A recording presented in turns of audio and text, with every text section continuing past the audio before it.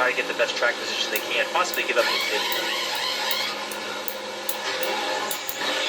Yeah, we've not received word officially from NASCAR yet where they are as far as playing out the rest of this stage, and if they'll do so under caution, or if in fact we can get things flipped around and go green again. I look at Jesse Love, though, and here is someone that starts out the year so good at Daytona and was the model of consistency. Had those couple of weeks outside the top 10. But last week, when you look at the Chevy teams, he was the best of the non-Hendrick Motorsports JRM Chevys. He was very, very good last week at Bristol. Just missed an opportunity to be Dash for Cash eligible today. And he showed up with a lot of confidence and showing why. He is leading this race under caution for the second time, and a couple of good cars taken out. 2 cars in his stall. They might be done right when we're getting ready to take off. You know, so the responsibility really would be on the 70 car coming in to kind of give way to Jesse Love leaving pit road. 9 drivers stayed out. So there's going to be a fun little shuffle here at the end of this stage. And I like this move by Machine Racing and Nick Sanchez for one reason in particular. They came in this race outside the playoffs. They've really been needing points. They could go get this stage win. That's a big deal. No matter what happens today, just, you know, considering this day could get a little treacherous at times, especially if you're put back in the pack, I think this was a smart move to take these points. Look at other guys doing it, though. Ryan Sieg stays out. Jeff Burton stays out. These are drivers in that same category that would love to collect some points. And how many times have you seen the 39 team get out of balance at the end of a stage? We saw it last week at Bristol.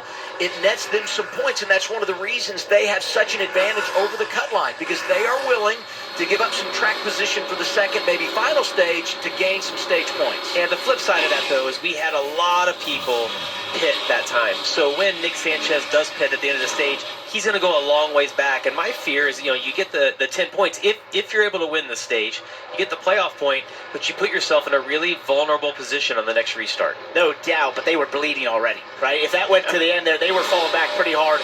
I think this is, you know, getting the points when they're on offer. No matter what happens on the day, you've gotten something out of it today. Qualpel, Allgaier are the first cars to come off of pit road, and they're going to restart back there on row 5. So even though they made the pit stop, they're going to have tires here. They'll have a chance to pick up some stage points. Jesse Love, who had the contact, who was the race leader, going to restart. He was 13th prior to the choose. There you see him 7 rows back, it looks like, outside of Taylor Gray. 2 laps to go as we get the restart to end stage 1. Front row, Sieg and Sanchez. Now, Sanchez had a little experience, you know, on these restarts, which I think played a big role in that. That bottom row has been able to get a really good launch compared to what we saw yesterday. Oh, look at Allgaier high. Love on his inside, gets him pushed up out of the groove. It's tough on 2 tires sometimes. You know, it's hard to be really tight on those 2 tires if you don't work in the right size well enough. He's probably a combination of being tight on the outside and Jesse Love packing that air on the inside. Well, this is huge for Qualpel, right? Because he's going to be probably the first car in line, maybe the second car in line of those drivers once everyone else pits. Final lap of the stage. Sanchez, who was so strong early, leading 47 laps, lost the lead, but gets it back through a cycle of stops, and he's out in front of Retzloff. Here he is, 48, back to the green and white checkered flag. It's going to be the rookie, Nick Sanchez, who wins our opening stage. That's the first stage win for the 48 team since Coda last year when Parker got it done. How about that? And there's Allgaier going wide. Maybe a little help from Love. Contact as things got physical on the restart. Fun start. Opening stage is done here at Rockingham for the Xfinity Series.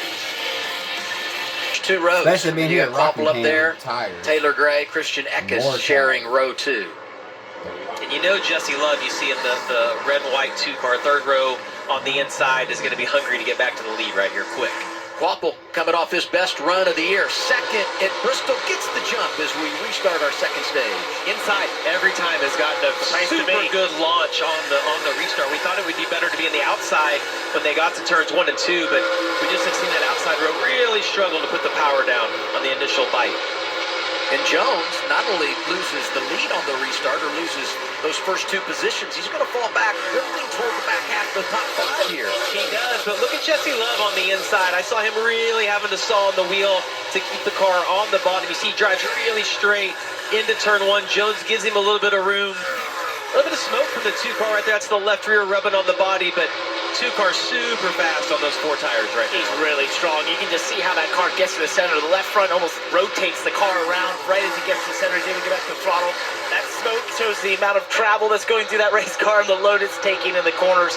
That should go away as they run a couple more laps. It's also from the air pressure being a little bit low. The fact that they put 4 tires on that left rear tire, they start these tires really low so they can get to the best grip level. Once the air pressure builds up, the tires will build up 10 to 15 pounds over a course of a run. So that's what forces these guys to start them lower than where they need to be.